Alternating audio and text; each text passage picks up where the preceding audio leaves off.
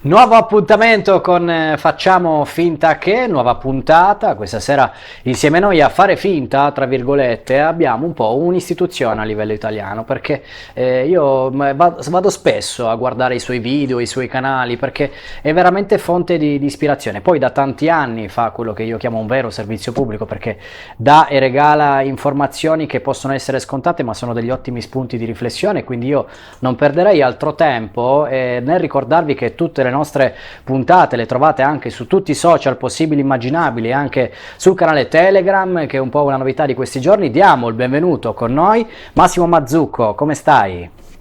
Grazie mille, benissimo e buonasera a tutti. Buonasera, buonasera. Allora partiamo proprio di qua, nel senso che da giornalista sto notando che spesso, soprattutto negli ultimi periodi, c'è proprio un odio crescente verso la categoria indistintamente, ma questo odio lo si può capire perché molti colleghi in realtà non hanno fatto proprio un ottimissimo lavoro e quindi io partirei proprio con te dal guinzaglio d'oro, la situazione dei giornalisti e dei media italiani e direi che questo è il nostro punto di partenza di questa chiacchierata che faremo insieme. Quindi a te la parola. Beh, immagino che se lo presenti così che i tuoi ascoltatori sappiano già più o meno di cosa si tratta. Ok, perfetto, allora non dobbiamo spiegarlo. Ah, quindi stiamo parlando a un pubblico advanced, come dicono come si dice in terminologia tecnica. Sì, sì, noi No. andiamo spediti, poi noi vogliamo solo essere uno spunto di riflessione, quindi ormai da 3 mesi a questa parte tutto ciò che noi diciamo meriterebbe una puntata a parte, ma noi andiamo spediti, poi ognuno si fa le proprie ricerche su tutto ciò che noi diciamo, ma non ci soffermiamo troppo sulle basi, andiamo spediti. Allora, l'idea del guinzaglio d'oro è nata semplicemente dal voler mettere in risalto una dinamica che ormai è in corso da almeno 10 anni, direi, e che nella quale io ho visto, perché l'ho seguito proprio sulla mia pelle di persone, diciamo di momento in momento, ho visto il giornalismo italiano, televisivo soprattutto, accartocciarsi e avvolgersi su se stesso, rintanarsi in posizioni sempre più mainstream, cioè sempre più ortodosse, e sempre meno dare anche solo la possibilità ad altri di portare teorie alternative, non dico necessariamente giuste, ma almeno di sentire anche la voce degli altri. E a me è successo proprio, l'ho visto, dicevo, sulla mia pelle, perché io mi ricordo nel 2006-2007 venivo invitato, sono stato invitato almeno 3 o 4 volte da Enrico Mentana quando faceva Matrix su Canale 5 allora, come è sempre stato su Canale 5 Matrix, è lui che è andato via.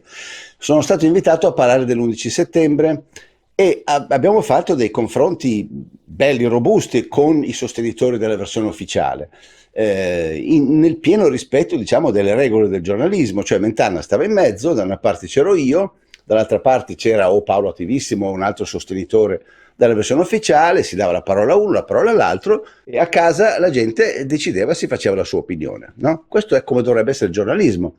Lentamente, lentamente ho sentito che verso il 2009-2010 questo, nonostante ci fosse un interesse crescente nella rete su certe tematiche, chiamiamole alternative in generale, le televisioni hanno cominciato tutte a, come dire, andare tutte di bolino nella stessa direzione e di colpo si è spento la loro capacità di fare i giornalisti.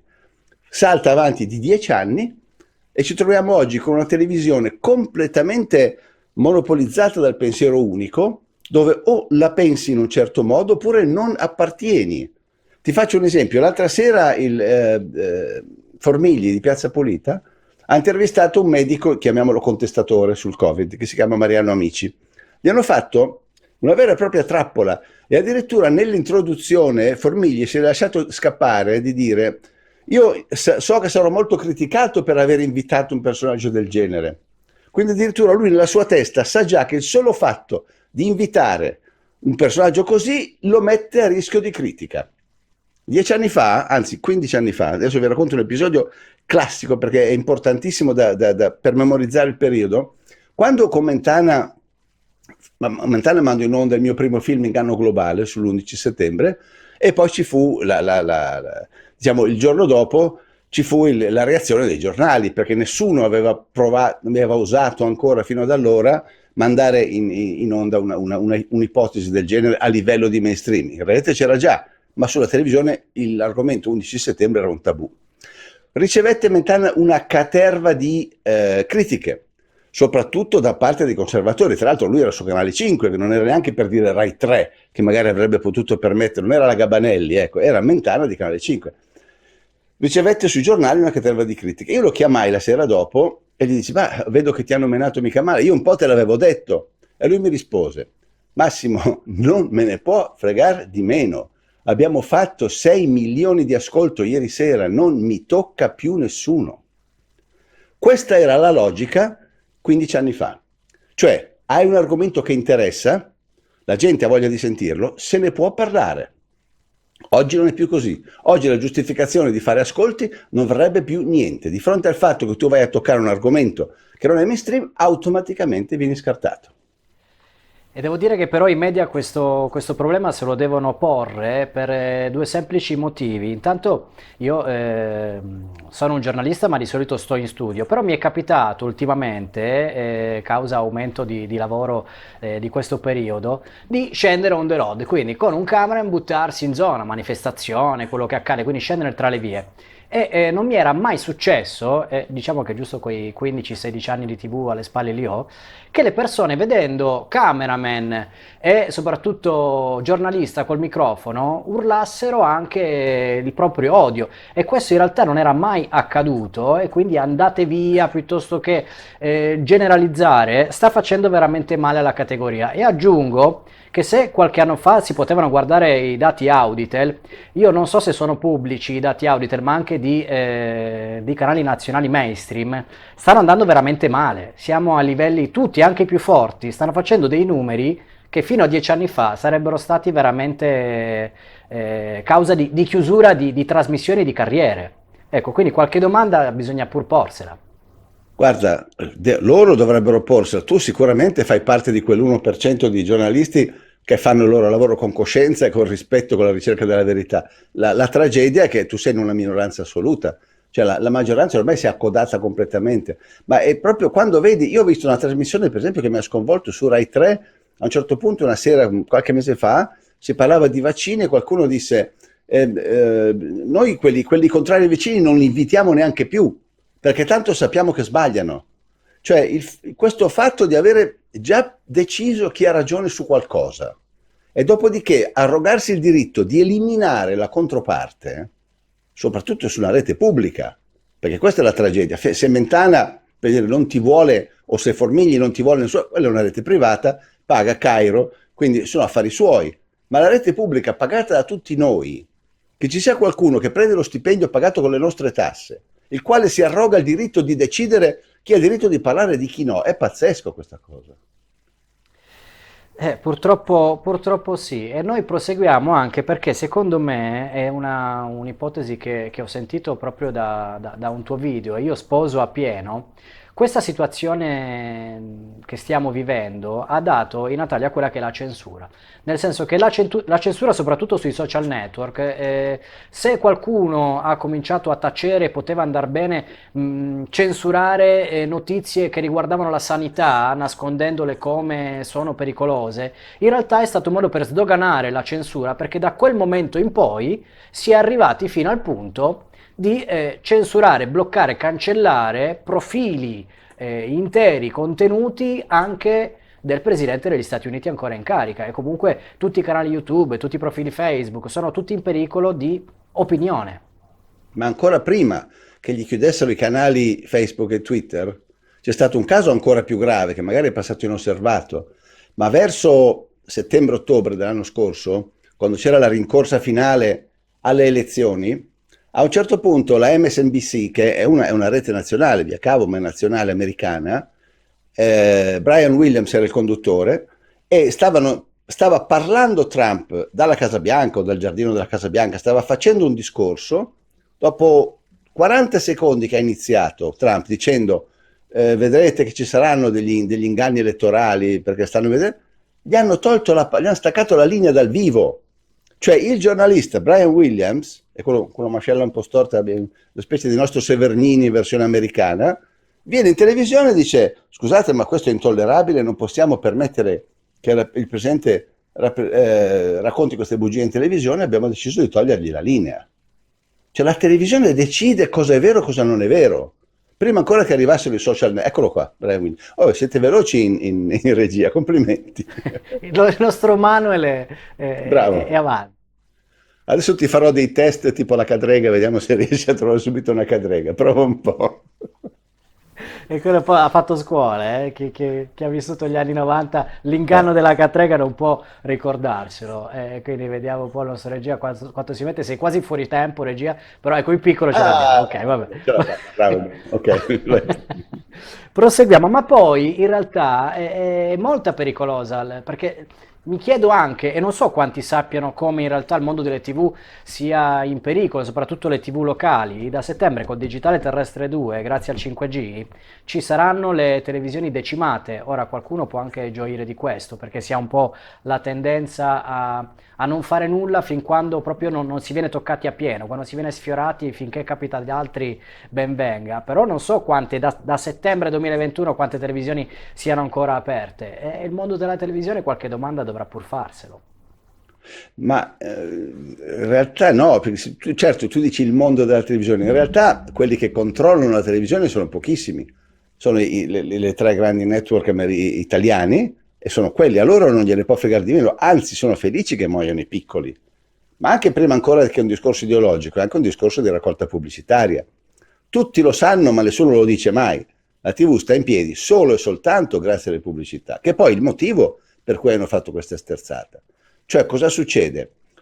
Perché io dico sempre, non vedrete mai oggi un dibattito serio pro e contro i vaccini su una rete nazionale. Non sto dicendo che debbano avere ragione quelli che sono contrari ai vaccini. Diciamo che io non lo so, arrivo da Marte, sento che c'è una discussione sui vaccini e dico scusate, abbiamo una televisione nazionale, prendiamo uno pro, uno contro e facciamoli discutere, come appunto si faceva fino a 15 anni fa. Perché non succederà mai? Perché nel momento in cui arriva quello contro, il quale mette in giro anche solo il sospetto di una critica su come funzionano le case farmaceutiche, e non ci vuole molto a mettere in giro dei sospetti su come funzionano le case farmaceutiche, automaticamente la casa farmaceutica si risente, dice no, perché io devo permettere in una televisione che praticamente mantengo io, perché il 30% almeno delle entrate pubblicitarie delle grandi catene televisive sono prodotti farmaceutici. Perché io che lo mantengo questo qua devo permettere che venga uno a criticarmi? No, questo non va bene. Automaticamente il mentale di turno, per non perdere il posto, non invita più nessuno. Quindi quando loro dicono in realtà noi non invitiamo più nessuno che sia contrario, mica lo dicono perché magari loro in cuor loro sono anche persone in buona fede e vorrebbero poter fare un bel dibattito, ma sanno benissimo che il direttore, quello che c'è sopra, che li legna immediatamente e che al secondo fischio di fischietto li espelle. Per cui sono obbligati a far così. Controllano i soldi, cioè i soldi controllano tutto ormai in televisione. Mi colpisce anche il fatto che effettivamente è vero che anche votare ormai è diventato un po' un hobby facoltativo, ma in realtà neanche più i dibattiti fra politici ci sono. Da qualche anno, mi ricordo qualche tempo fa, Sky ha anche un po' rinunciato a invitare un po' tutti i leader per fare i dibattiti a livello pubblico, perché è una cosa che non si fa più e sarebbe interessante anche quello. Così come una tendenza quasi tutta italiana è quella di cercare di capire il giornalista o il conduttore da che parte sta, e quindi solo per il fatto di criticare qualcuno dice perché allora tu sei tifoso di Tizio. No, cioè si può essere anche imparziali e soprattutto sarebbe anche il caso che tornassero questi dibattiti pubblici tra due fazioni, due partiti, due leader. Dovrebbe essere quella la democrazia, ma forse non c'è più da tempo. Non c'è più da tempo in questo caso perché sono finite le ideologie. Cioè, se tu ti ricordi, non so, tu sei giovane, ma magari i tuoi genitori se lo ricordano, la tribuna politica degli anni 70 agli anni 80, proprio tribuna politica era un programma dove partecipavano tutti i dirigenti dei vari partiti segretari e avevano delle ideologie diverse. Cioè, sentivi un dibattito fra Berlinguer, Moro e non so, non mi viene in mente il nome di un liberale, Malagodi per esempio, sentivi tre visioni diverse del mondo. Ora la visione del mondo è una sola. E vi dico anche la data, secondo me, in cui c'è stato questo scatto. Era mi sembra, 94, quando Berlusconi andava alle elezioni contro D'Alema. Mi ricordo che a un certo punto lessi un articolo di giornale dove Berlusconi diceva, D'Alema mi ha rubato il programma. Questa frase mi è rimasta mi ha molto colpito. In realtà non è che D'Alema gli avesse rubato il programma, è che il programma è rimasto uno solo. Cioè nel mondo della globalizzazione, quindi a partire dalla metà degli anni 90, il programma è uno solo, quello. Quindi è chiaro che non avrai più dibattito politico realistico. Allora il dibattito politico a cosa si è ridotto? A una lotta fra individuali, fra persone, che cercano ciascuno di apparire migliore dell'altro per andare a governare. Tutto il casotto che sta succedendo adesso. Non è mica uno scontro ideologico. Renzi fa finta che sia ideologico. Il vero problema è chi controllerà i 200 miliardi di prestito che ci verranno dall'Europa. Un malloppo così noi non l'abbiamo mai visto, non l'abbiamo mai visto in tutta la vita. Quindi quando c'è una roba così sul tavolo è chiaro che quelli che sono fuori, tanto è chiaro che quelli che sono dentro vogliono stare dentro, rimangono aggrappati a tutti i costi per poter controllare questi soldi. Chi è fuori ovviamente fa di tutto per poter entrare anche lui e metterci la mano dentro. Ma non è più un discorso ideologico, è un discorso di controllo del potere, basta.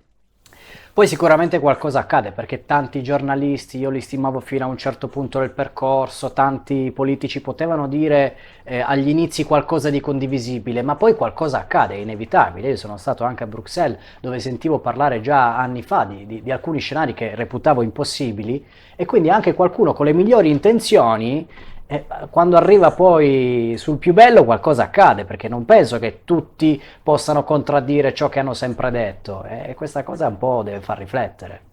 Guarda, è una domanda che io mi sono sempre fatto da tempo, un po' perché ho un po' di anni e un po' perché ho vissuto in America 30 anni. E in America mi rendevo ogni volta conto che quando viene eletto un presidente, tutto quello che diceva prima non è che fosse semplicemente una bugia, cioè che avesse mentito, ma mi accorgevo che non riusciva mai a farlo, pur essendo in buona fede. Uno dei casi più esemplari è Obama.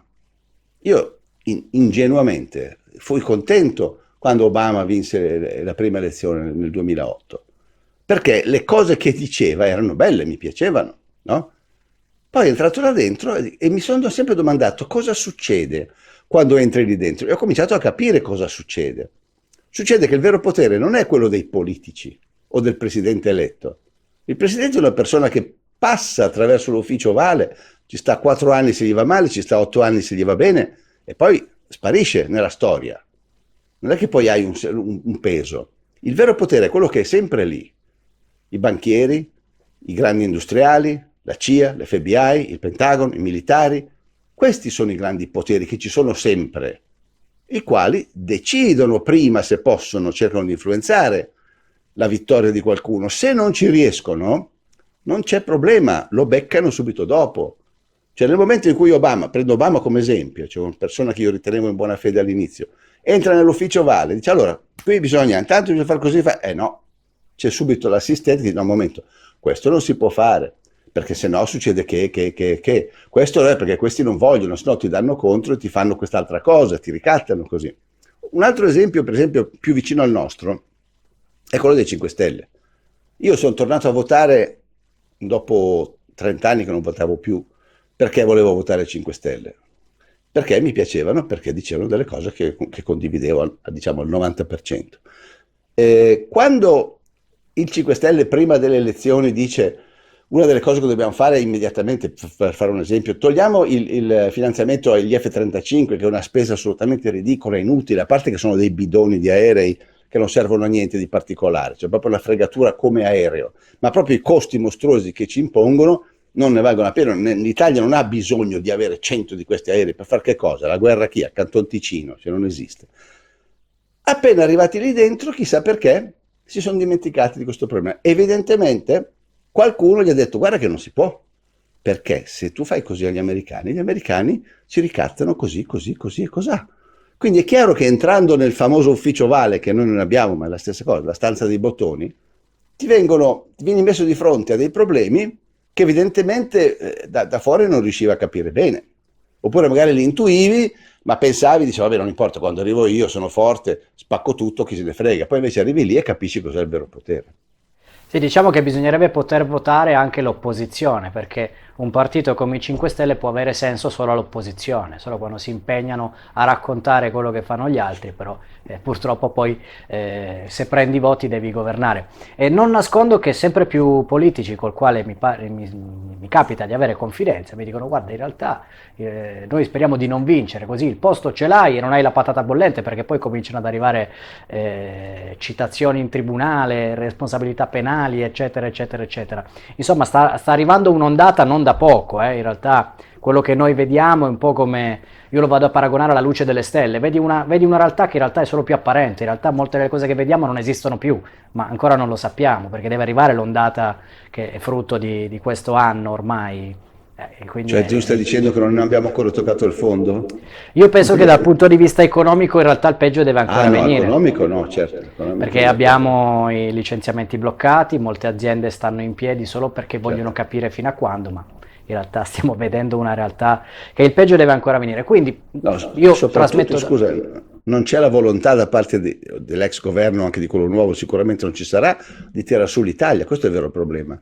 Cioè un'Italia messa come è messa adesso, ma con un governo che dicesse va bene, ok, ragazzi, abbiamo toccato il fondo, adesso tiriamoci su, facciamo così, così e così, cos'ha. In 3 mesi noi ci rimettiamo in piedi, se vogliamo, come paese. È che manca la volontà politica, perché i nostri, appunto, sono i famosi camerieri di passaggio, sono quelli sopra che li controllano, che gli dicono cosa devono fare. Evidentemente a qualcuno sopra di loro sta bene così, sta bene che il paese venga ridotto in miseria, così poi arriva uno chiunque con un bel portafoglio e se lo compra tutto.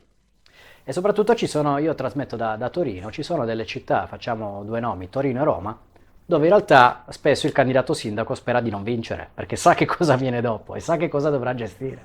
E Roma quindi... sicuro, Roma sicuramente, tutti sperano di non vincere, Però concordo Roma è così. arrivata al popolo queste informazioni. Di Torino forse non tanti sanno la reale situazione, però ecco, anche qui direi che è interessante Guarda, come io sono situazione. di Torino, sono nato a Torino, mia mamma è di Torino e lei è anche di storia torinese, quindi ha ancora delle amicizie e quello che le raccontano è tutt'altro che bello.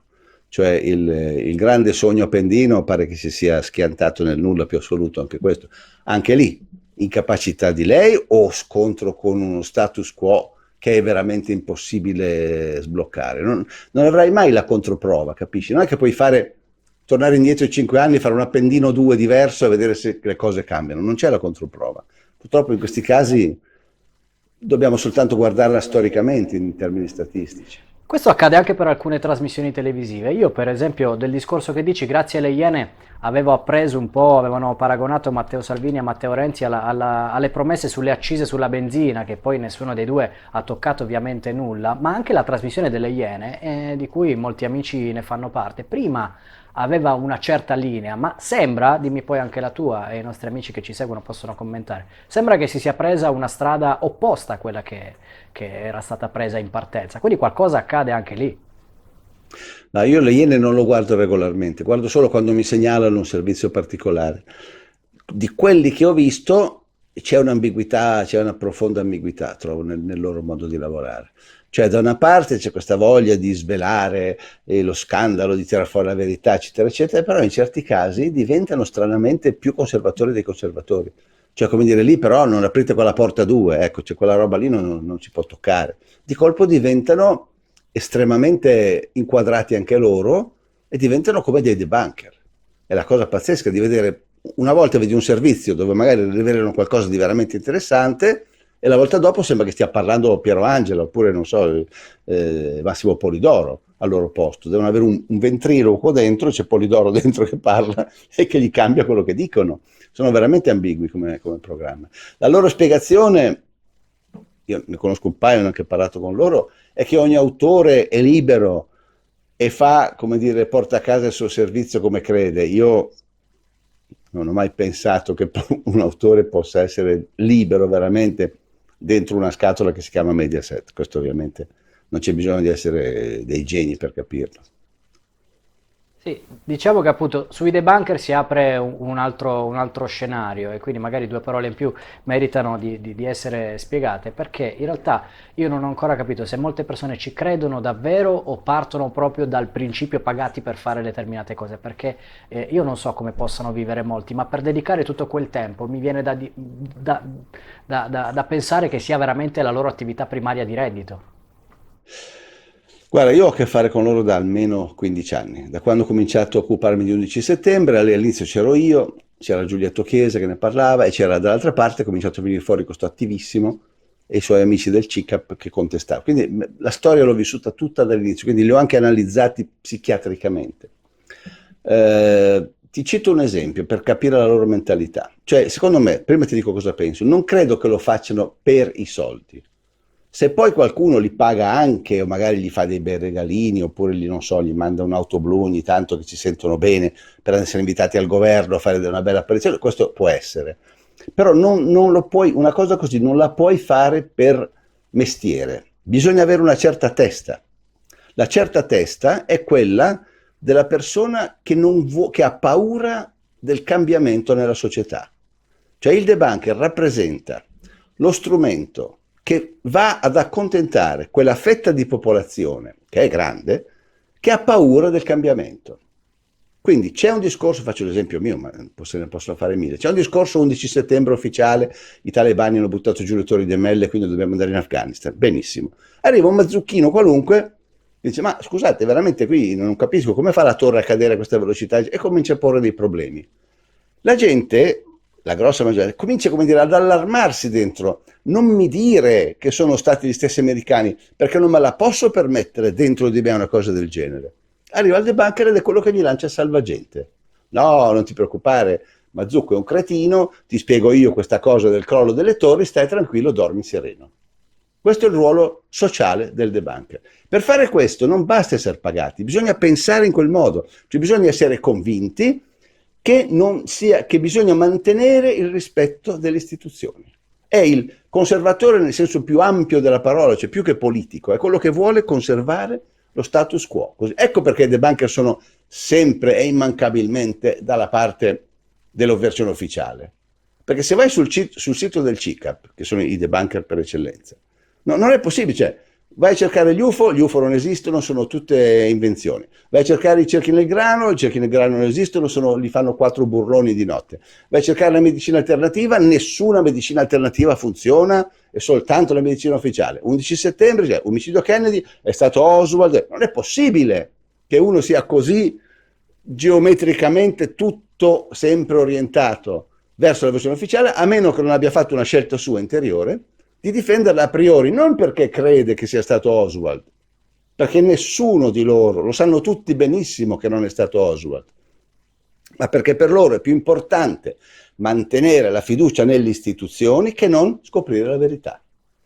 C'è un motto latino che, ti dico solo questo, c'è un motto latino che spiega esattamente qual è il ruolo sociale del debunker. Dice, quieta non muovere, mota quietare.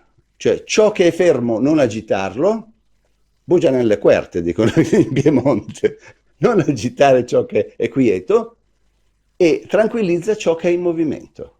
Quieta non muovere, mota quietare. Questo è il loro, ed è un proverbio latino che esiste da 2000 anni, quindi una funzione sociale che evidentemente fa parte della natura umana, perché esiste da sempre. Sì, questo accade anche in alcune religioni, dove in realtà cercare di parlare a qualcuno che ha molta fede in realtà gli fai solo male, quindi nel senso alcune persone non vogliono sapere determinate cose. E bisogna rispettarle, non puoi forzargliele. Certe verità scomode, se uno non è pronto da... Io infatti ho cambiato atteggiamento, inizialmente rompevo le scatole a tutti, litigavo con tutti al bar, al taxista, piuttosto che al tranviere, piuttosto che il vigile, mi fermavo, ma no, lei non capisce. Poi ho capito che ci sono persone che non hanno voglia di saperla quella cosa lì. E quindi questa cosa va rispettata. Allora ho cambiato, se uno viene da me e mi chiede informazioni gliele do, se no va benissimo così.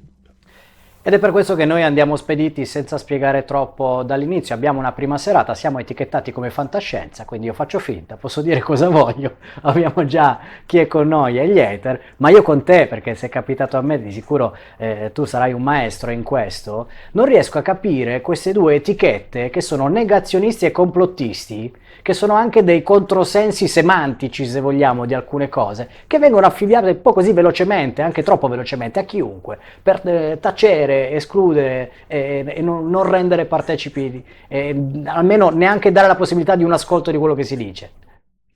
L'hai detto tu il motivo. L'etichetta viene creata non soltanto per non concedere, per non permetterti di discutere veramente. Cioè, quando uno ti appiccica l'etichetta e ti dice tu sei negazionista, sei complottista, quindi non discuto con te, in realtà quello che sta dicendo, io non sono assolutamente in grado di dibattere con te sull'11 settembre, perché lo so che molto probabilmente se mi metti lì, alla fine mi dimostri che hai ragione. Quindi ti attacco sulla bella etichetta e me ne lavo le mani. È comodissimo come per quello. E io dico sempre che molte categorie dovrebbero essere un po' più unite, evitare le mille sfumature, perché poi uno può anche rispettare il pensiero di qualcun altro, anche se leggermente diverso, e non creare mille sottogruppi, ma soprattutto per la smania di andare in televisione, non andare se non si è prettamente preparati e non si capisce il mezzo televisivo, perché poi in realtà chi finge di dare spazio, io sono vegetariano, alle volte quando vedo anche trasmissioni che invitano qualcuno, piuttosto che nel raccontare qualcosa, invitano apposta persone non preparate, estremiste, che non hanno proprio idea di che cosa sia la comunicazione, fanno solo danno a tutta la categoria. Sì, sì, non ho niente da aggiungere a quello che hai detto. Sì, è così. È un problema. Cerchiamo in fase finale di trovare un po' un bicchiere mezzo pieno, perché il 2021 ancora è lungo. Io non so che idea tu ti sia fatto, anche se beatamente sarà qualche risatina di troppo. C'è chi dice che è normale che si arrivi al 2022 in questo modo, ma che cosa si può fare, che scenario tu vedi in questo futuro e soprattutto se vedi uno spiraglio di sole, qualcosa che, giusto perché abbiamo un po' Sì. buttato un po' di Diciamo, depressione. E no, ma no, quindi no, non bisogna essere depressi. Altrimenti, voglio dire, io che faccio questo da 15 anni mi sarei già sparato 20 volte se veramente accettassi questa logica depressiva. In realtà, proprio perché lo faccio da 15 anni, cioè io ho aperto il primo sito nel 2004, quindi già 16 anni fa, 17 forse, ho visto cambiare completamente la rete, ho visto cambiare il numero e il livello di conoscenza e di coscienza delle persone in modo drammatico. Cioè, quando io facevo i miei primi articoli nel 2004, facevamo, mi ricordo, 200-300 letture. Scrivevamo io e un altro amico di Torino che si chiama Marco Cedolin, su questo sito, il primo sito che c'era in Italia, si chiamava Don Chisciotte. Quando facevamo 300 letture, ci sembrava di aver vinto il Pulitzer praticamente, no? Ecco, oggi io che non sono cambiato, faccio gli stessi articoli, diciamo, sono la stessa persona, oggi sul mio sito faccio 10, 12, 15 mila letture. Quindi, e non sono ovviamente l'unico, non è che vengono solo per me, come succede a me, succede a tutti quelli che fanno quello che faccio io. Quindi c'è una crescita enorme di coscienza, per cui non ti posso dire che il bicchiere è mezzo pieno perché è troppo, però diciamo che un quartino di pieno c'è sicuro. E soprattutto la cosa importante è che quel quartino, anche se lentamente, sta salendo, non è fermo. Per cui più si va avanti, più ciascuno di noi fa, che poi si tratta semplicemente di fare il proprio dovere, cioè di essere onesti con la propria coscienza e di riconoscere le cose come sono senza raccontarci e senza raccontare bugie. Ecco, se ciascuno di noi facesse questo e continuasse a farlo sempre di più, pian pianino quel bicchiere si riempie, per forza. La strada dell'umanità è una sola, i tempi sono lunghi, ma la direzione è quella e il movimento c'è per fortuna. e speriamo. E fra l'altro ti posso chiedere personalmente quanti problemi hai avuto da quando racconti di queste cose? L'odio delle persone fino a che punto è arrivato? L'odio è tanto, ma si è fermato all'odio verbale, per fortuna fino adesso.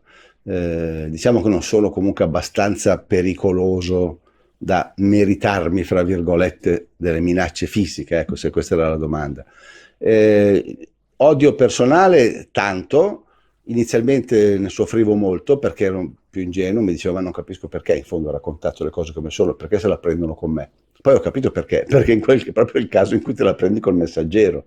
Io quando ho perso tutti gli amici che avevo prima del 2005, e quando li ho persi praticamente tutti, mi sono reso conto del perché. Perché erano amici, sì, finché non gli raccontavo le cose che non volevano sentire.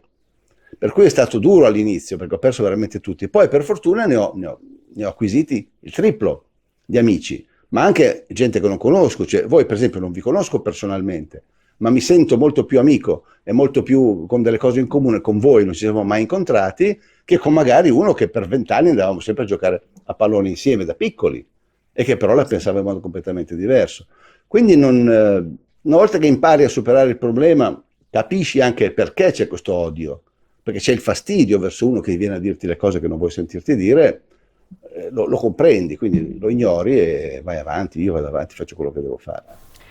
In questi scenari, fra l'altro, anche l'Italia stessa sta riprendendo un po' le attenzioni del mondo, perché sempre da più parti, spesso, essendo una situazione globalizzata a livello mondiale, molti si aspettano dall'Italia un segnale, un passo, un principio di svolta, quindi anche il resto del mondo ricomincia a guardare un po' all'Italia, perché spesso ci vedono quelli messo peggio, ma anche quelli a cui le cose accadono per prima. Quindi l'Italia è un po' un paese che è anche un po' termometro rispetto agli altri. E secondo te perché abbiamo questa responsabilità e tutte queste aspettative? Ma non so se è una responsabilità oppure se è un caso di vai, andate avanti voi che ci viene da ridere. Cioè, non mi sembra che il mondo guardi a noi per avere delle illuminazioni su dove andare. Certo, il Covid è arrivato qui per primo, per caso o non per caso, i primi in Occidente siamo stati noi, e quindi è chiaro che tutti hanno cominciato a guardare noi, ma non necessariamente per prendere le stesse misure. Tant'è vero che subito dopo che noi abbiamo chiuso tutto, per esempio Inghilterra e Spagna facevano il sbruffone e hanno detto no, no, noi non faremo come l'Italia, diceva inizialmente Boris Johnson, come dire, mica siamo scemi. Poi magari hanno preso decisioni diverse, per cui non è che ci guardino per avere ispirazione più di tanto. Non condivido questa... Almeno io non me la sento addosso questo sguardo dall'esterno del mondo che vuole sapere dove andiamo noi, magari. E secondo te invece quale può essere un paese che sta reagendo meglio alla situazione attuale? Del Covid? Ma è molto difficile dire chi reagisce meglio perché ci sono situazioni diverse in paesi diversi. Molti per esempio citano la Svezia e dicono ecco guardate in Svezia, niente mascherine oppure niente obbligo delle mascherine perché in realtà molti le mettono e niente, però fanno attenzione al distanziamento sociale anche loro eccetera eccetera. In realtà in Svezia vivono più o meno come viviamo noi, solo che a noi bisogna obbligarci perché noi siamo molto più ribelli, quindi noi per ottenere il distanziamento sociale ci vogliono quasi i manganelli, per dire, non li sto giustificando, sto dicendo che situazioni diverse comportano anche proprio degli atteggiamenti diversi da parte di chi governa. In più non sappiamo, e questa è veramente la grande incognita, il virus che c'è qui è lo stesso virus che c'è in Svezia, che c'è in Francia, che c'è in Inghilterra, non lo sappiamo. Io ricordo quando feci l'anno scorso un video che fece addirittura 4 milioni di visualizzazioni, si chiamava È stato il pipistrello, mi ricordo che presentai l'ipotesi e feci vedere un documento della John Hopkins University dove diceva, quindi loro lo dicevano, quelli che studiano le epidemie, dicevano, c'è anche la possibilità che il virus venga messo in giro artificialmente, dicevano, e B, c'è anche la possibilità di fare dei reload di virus con carica diversa e con ceppi diversi in luoghi diversi e in tempi diversi. Quindi non abbiamo un parametro per dire chi sta facendo meglio e chi sta facendo peggio, perché non sappiamo neanche le condizioni di partenza se sono le stesse oppure no. Bene, io direi che siamo giunti alla conclusione di questa puntata insieme. Ovviamente il dibattito è sempre aperto, noi abbiamo anche deciso di lasciare tutti i commenti liberi sul canale YouTube, così dobbiamo essere anche esempio di massima trasparenza e ognuno può dire la sua, sempre nel rispetto di quello che è un po' la persona che sta parlando. Quindi va bene il messaggio, ma anche il messaggero non è che lo si può avvilire più di tanto. Quindi Massimo, io intanto ti ringrazio tanto per aver partecipato a questa puntata insieme. Prego, figurati. Volevo mandare un saluto al Piemonte che mi manca, ma mi manca tanto. Ogni volta che torno a Torino sento sempre qualcosa di mio, ovviamente, visto che la mia famiglia viene da lì e anch'io sono nato lì. E quindi ovviamente appena si potrà, appena potrai venire da queste parti, speriamo di incontrarti di persona e magari proseguire anche con altre puntate insieme, ma di persona. E quindi speriamo che Permettimi questo... di dirti, al contrario, per non portarci sfortuna, sperando che voi ci siate ancora. perché qui dobbiamo fare veramente gli scongiuri, perché attenzione, perché stai trattando, anche se molto alla lontana, trattando temi che sicuramente non faranno felici tutti. E No. quindi complimenti per il vostro coraggio, ma tenete duro, mi raccomando. Grazie, ti ringrazio. Diciamo che ho le spalle abbastanza larghe, ma spero quanto basti, no? Per poter essere accettato così come siamo dai media attuali in Piemonte. Però, insomma, speriamo, speriamo. Detto questo, ovviamente, voi amici che ci state guardando, andate a iscrivervi ai canali, supportateci in qualunque modo. Se quello che vi abbiamo detto vi è piaciuto, diffondete un po' il verbo e io quindi vi do appuntamento sempre alla prossima puntata su tutti i social possibili e immaginabili. Un grande grazie e un grande arrivederci a Massimo Mazzucco per essere stati con noi. Grazie a voi, arrivederci.